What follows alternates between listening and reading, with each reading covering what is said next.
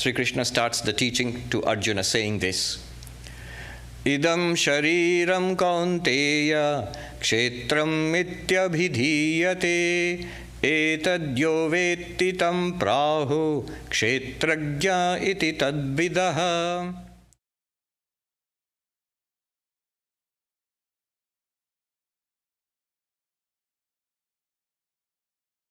He says, "Oh Arjuna, know this body to be the field." This body, here, your body, know this to be the field. And in this body, you, the one who experiences this body, the one in this body who experiences this body, know that one to be the knower of the field. Pretty simple. Notice, this is just what the teaching is confirming to our quotidian experience, our day-to-day experience. What is that experience? Here, I have a body. Here's a body. You're calling it the field? Good. I can call it the field. And I experience my own body. I know the body here. I feel it. I can see it. I can touch it. So I know this body. So you're calling me the knower of the field? Fair enough. So we have the field and the knower of the field. Now, the field actually is the entire universe. Whatever is knowable, whatever we experience is the field, but specifically it starts with the body. Why? The reason is, here's an investigation into our own nature. Who am I or what am I? And we never have any problem about, sitting on the chair. I don't think I'm the chair. I'm talking here on the with the podium. I don't think I'm the podium. I don't think I'm even the shirt which I'm wearing. But the moment I come to the skin, aha. I see, I know the podium, and I'm not the podium. Very clear. It would be awful if I know the podium and I became the podium. I know the podium, and therefore I am not the podium. I know the shirt. I know means I can see the shirt, and therefore I am not the shirt. I know the body, and therefore there I hesitate. Can I say I'm not the body? I know the body, so can I say I'm not the body? There we hesitate. That's why Krishna starts with the body. He says, look at the body. This is the field. And you are the knower of the field. Knower of the field and the field are distinct.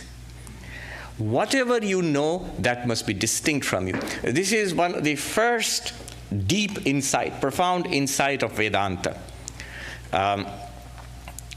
Straight away, the meaning of the words field and knower of the field is just as we experience it. Here's the body, this is a field, and here I am somewhere. I am the knower of the field. Go a little deeper. Notice one thing, the knower and the known must be different. Whatever you see is an object. You are the seer. The seer and the seen must be different. The knower and the known. See, knowledge operates, and therefore the subject and object must be different. Just as a knife cannot cut itself, similarly, the knowing subject cannot make itself an object. It's a very philosophical way of saying that whatever you experience, whatever you know, must be in some sense distinct from you. Otherwise, it couldn't be an object of our knowledge. So, drik-drishya viveka, this is one technique, favorite of mine, which tries to answer the question using this principle, that whatever you know must be distinct from you. So, it starts off very simply. It says that whatever you see is different from the seer. Yes, if you look at this very clearly, we see that this is distinct from the eyes. The eyes are the seer, and this is the seen. And the two are different.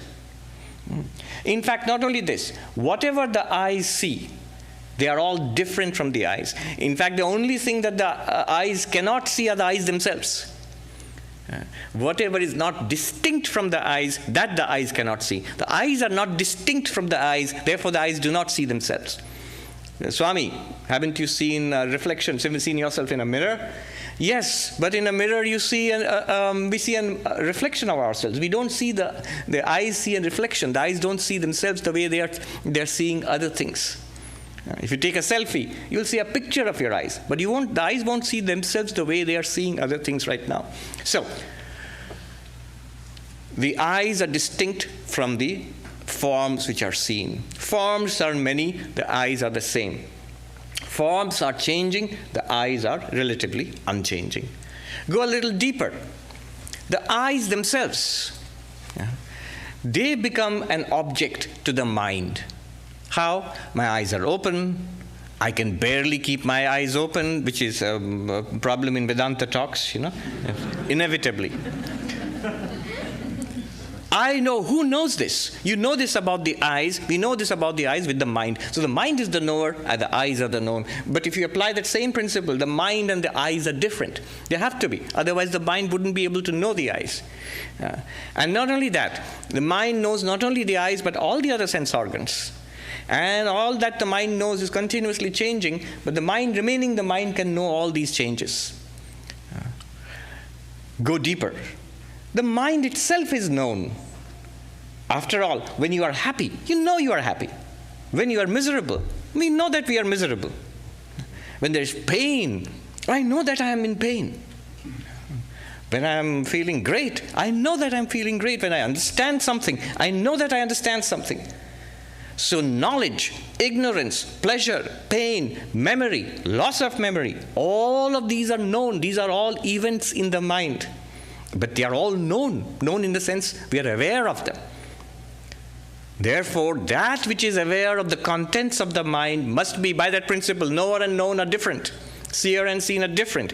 Therefore, that which knows the contents of the mind must be different from the mind. So this awareness, why am I calling it awareness? Because it is aware, it's giving us experience. So this awareness, which is knowing the contents of my mind, I, the awareness, am aware of the contents of my mind, therefore I must be distinct from the mind. The contents of the mind are many.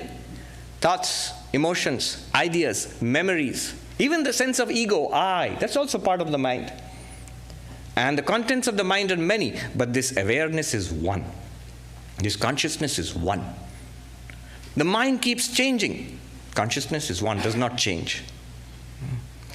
So this consciousness, distinct from the mind, one and unchanging, this consciousness, it is termed sakshi, or witness consciousness.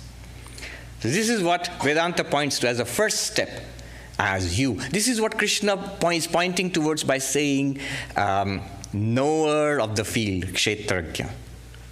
So one term, kṣetra-jña, knower of the field. The other term, sakshi, witness consciousness. When we investigate the knower of the field, right away, instinctively, I feel, okay, I am here, knower of this body.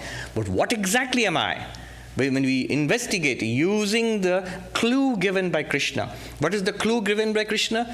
Here in this field is the one who knows that field, implying thereby the knower must be distinct from the field. How is the knower distinct from the field? You apply this kind of a technique, drig drishya viveka, seer and seen, the distinction of the seer and the seen, and we come to the conclusion, I, the knower of the field, I'm there, I exist.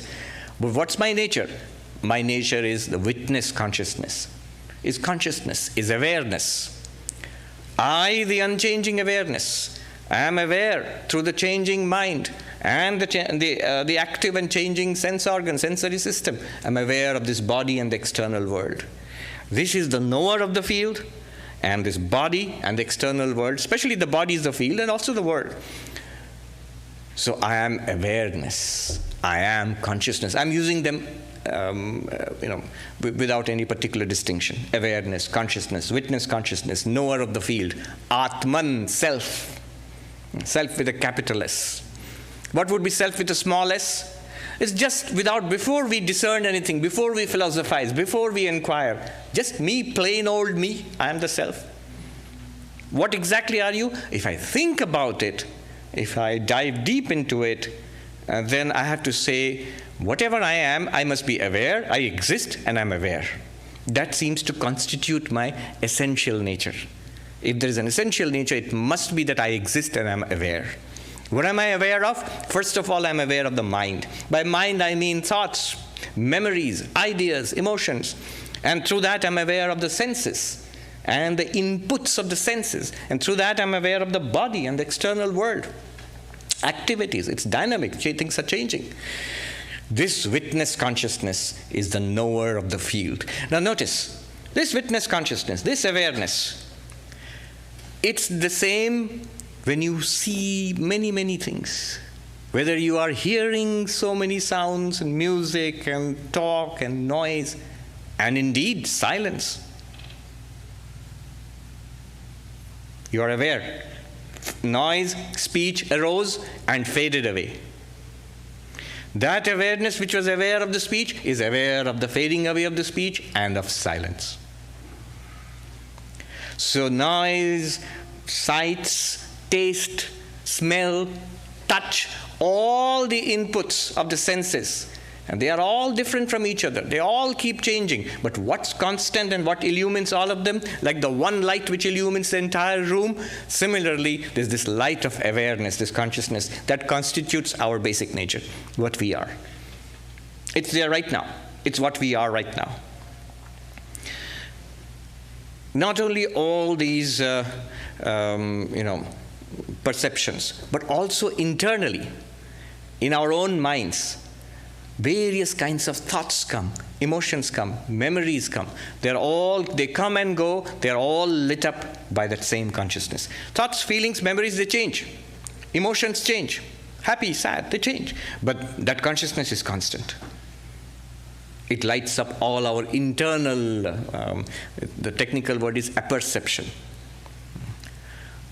Not only that, the same consciousness continues through waking, dreaming, and deep sleep. We are awake now, hopefully. And soon, tonight you'll fall asleep and will dream. You'll wake up again. The experiences are tremendously different. The moment you fall asleep, the entire external world disappears. Even our own body disappears. We're sleeping on the bed, but we are not aware of it. And we have an entire dream world coming up. But the point here is the same awareness continues. Same consciousness continues in dream. And everything shuts down in deep sleep. And Vedanta claims it's the same consciousness which reveals the utter absence, which is basically deep sleep, the blankness. Even the blankness of mind. No thought, no object. No thoughts, no external world, no body, nothing. Nothing is presented to you, the subject, but you remain as awareness, according to Vedanta. So same awareness continues in waking, dreaming, deep sleep. It continues unbroken through time. You see, it was the same awareness which is there right now. You're listening to this talk. It is the same awareness when the body was the body of a baby in your mother's arms.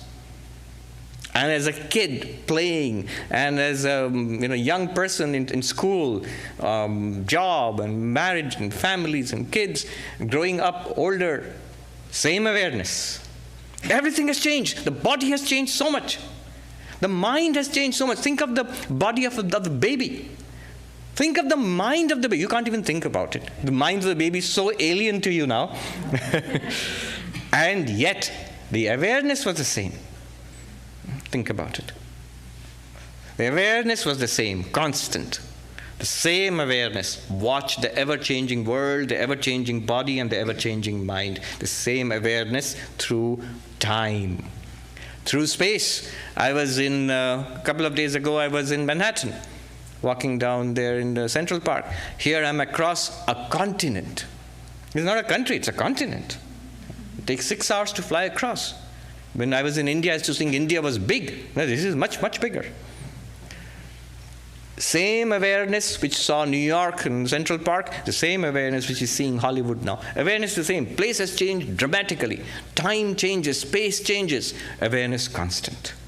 This is what Krishna means when he says, in every body there is the knower, the consciousness, the awareness, which is called kṣetra-jña, knower of the field. Or you can call it the witness consciousness. Call it the Atman, the self.